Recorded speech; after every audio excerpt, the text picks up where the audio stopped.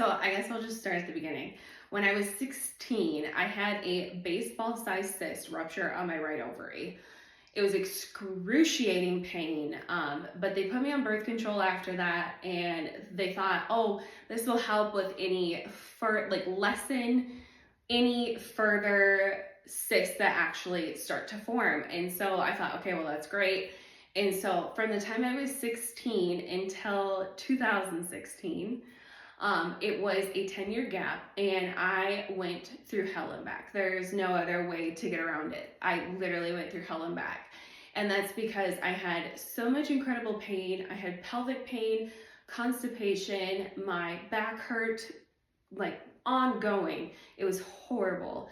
And I didn't know what was wrong with me. I saw every doctor underneath the sun, and they thought, oh, you have digestive issues. We'll send you to a gastroenterologist. And at one point, I was on a textbook amount of antibiotics, supplements, digestive, stool softeners, all these different things that they thought that I needed to be on. And it turns out I didn't.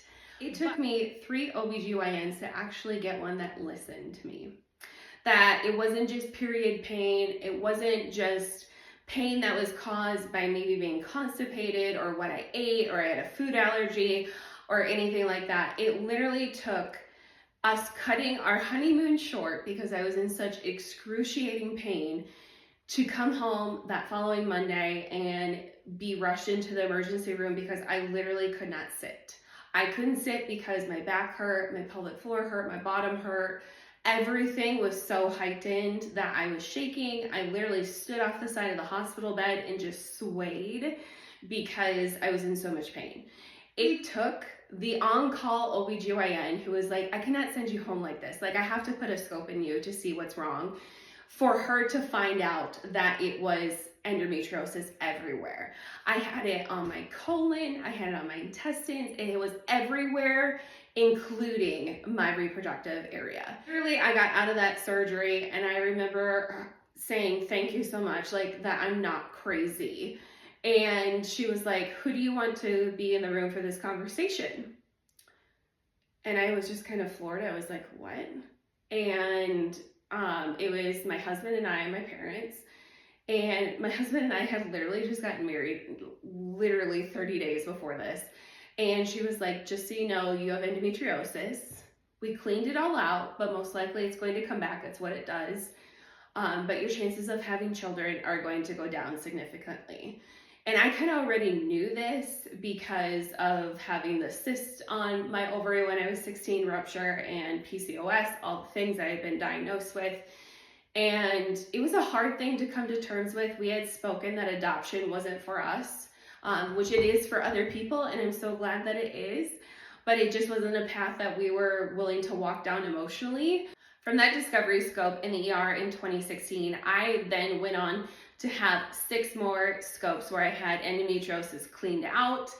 And then finally decided, after I had tried Lubrin for a year, I had tried all these different medications, that I was just done. Kids weren't going to be in the future for my husband and I, and we were okay with that. And we decided that the best thing to do for us was to have a partial hysterectomy. The hysterectomy was nothing in pain regarding the pain that I had already been through with endometriosis and that I suffered from on a daily basis.